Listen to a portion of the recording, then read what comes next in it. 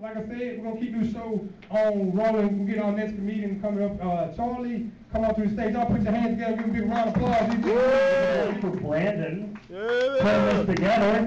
Yeah, Brandon. Making us laugh, telling us stories, creeping us out with cookies. Good old Brandon. So how many of you are pissed at BP? Huh? Voice it, let me know. Tell me your disdain. Tell me your hatred. I was in the parking lot earlier. I noticed none of you motherfuckers walked here. Can't hate them that much. My name is Charlie Gray. Thank you. I'm going to tell you a little bit about me. I don't smoke pot. I know you're upset with me by that, but hear me out. I have a reason, okay? I don't smoke pot not because I have some sort of moral problem with it. I don't smoke pot because it doesn't really do anything for me. My friends that do smoke pot, they tell me, man, you just smoking the wrong shit, dog. You just got to get over here and smoke the good stuff, man. Listen, Cheech. I don't think it's a problem with your product, okay?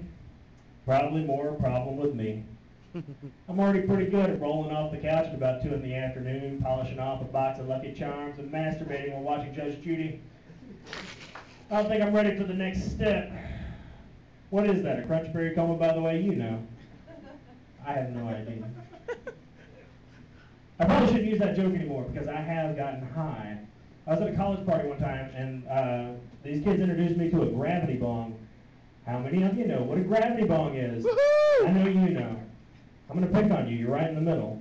You don't even know I'm picking on you, do you? Yeah. Well, I'm going to explain it to everybody else, okay? A gravity bong is basically a 5-gallon bucket from the Home Depot. Then they take the water cooler that everybody tells jokes about at work, cut that top off the son of a bitch there, shove it down into a 5-gallon bucket of water, put pot on top of that, set it on fire, pull it all the way up. Until you have 5 gallons of pot smoke. I'm no detective, but I think that's enough for just about anybody. I'm pretty drunk when they introduced the concept to me, so I'm kind of excited. Woo! I'm gonna get fucked up! Apparently I'm psychic when I'm drunk.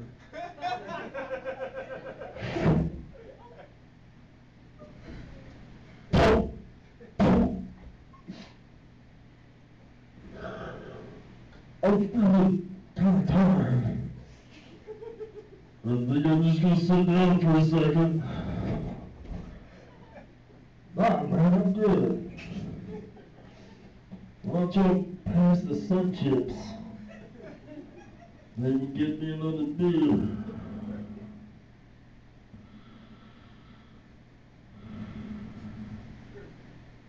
No, man, I'm just resting my face.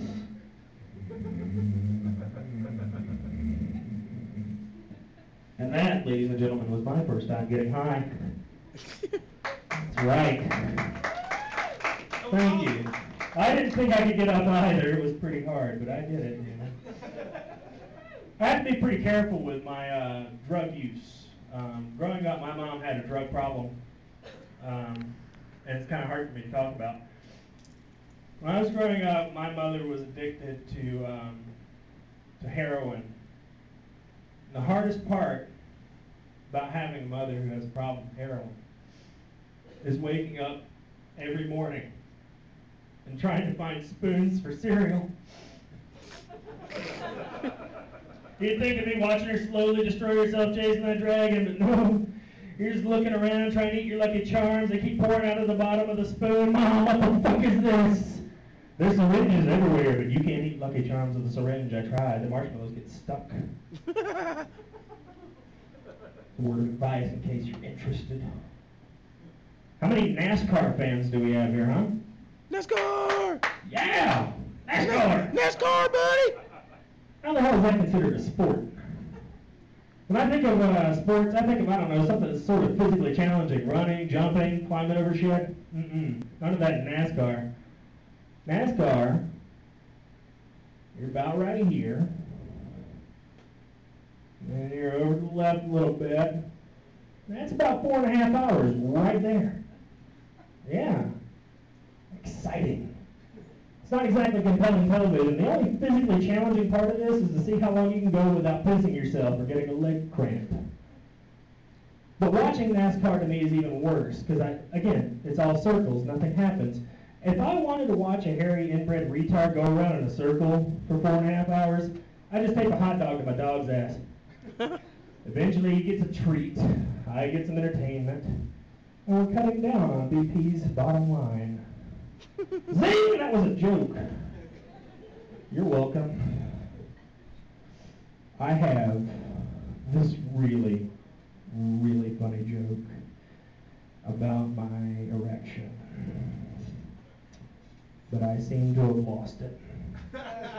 I'm sorry about that. It's like a little awkward for me. Entering into the idea, it was kind of new for me. I used to think that STDs were a lot like Pokemon. You just had to catch them all. Turns out not the case. You get one case of Charizard on your Pikachu, you're pretty much done.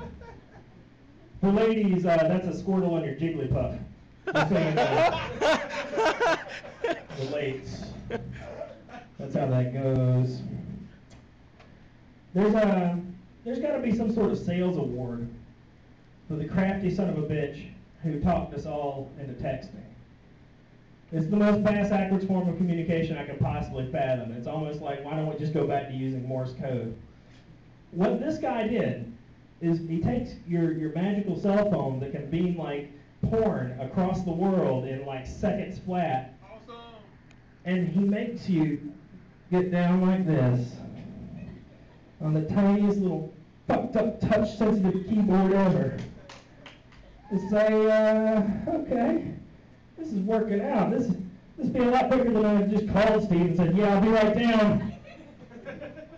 Fuck Steve. You ever gotten drunk and tried to text somebody? Mad and tried to text somebody with the T9 word function? That never works out like you planned. Do you, Molly Wally? I will punch you in the auto, you ducking dial. Everybody think you went retarded on Sesame Street.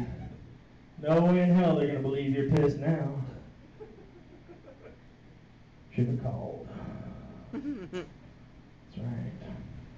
I keep looking at the floor because I have notes because I'm a pro.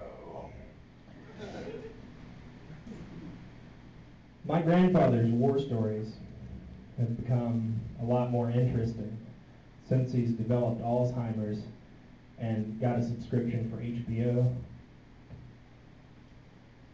You should have seen them, the tanks. They were coming over the hills into the bunkers. And then all of a sudden, TIE fighters were flying overhead. And then the trees came to life. And I had a romantic affair with a vampire once. He glittered in the sunlight. Thanks, Grampy. That's a lot more interesting than that other boring shit about Nazis. Tired of hearing that one. I was in a store downtown the other day. It's called the Masked General Store. I don't know if any of you have ever been there, heard of it. Downtown's that way. Let's try to throw you off. I was in there and I came across an item that filled me with such exuberant joy that I almost shat my pants. I did not. But they had stuff there to cover that if you do. This item was a bear bell. Okay? I thought, finally. Now when I'm in the woods, and I hear, I don't know, some large animal rampaging through the woods with its fucking murder teeth coming to kill me, and then a slight jingle, jingle, jingle. Oh no, that's definitely a bear. And Santa's not just pissed again. But oh no. A bear bell is not to put on the bear. You put the bear bell on you. I don't think they really thought that one out. How the hell is letting the bear know exactly where I'm going to help me out of any goddamn thing? I'm thinking these are the same people that are marketed like the bear bright light and flashing color suit, or like the bear honey teriyaki glaze you just smother all over your body as you wait for death. Next week they're coming out with the cougar trumpet. You just blow on it. I'm fine.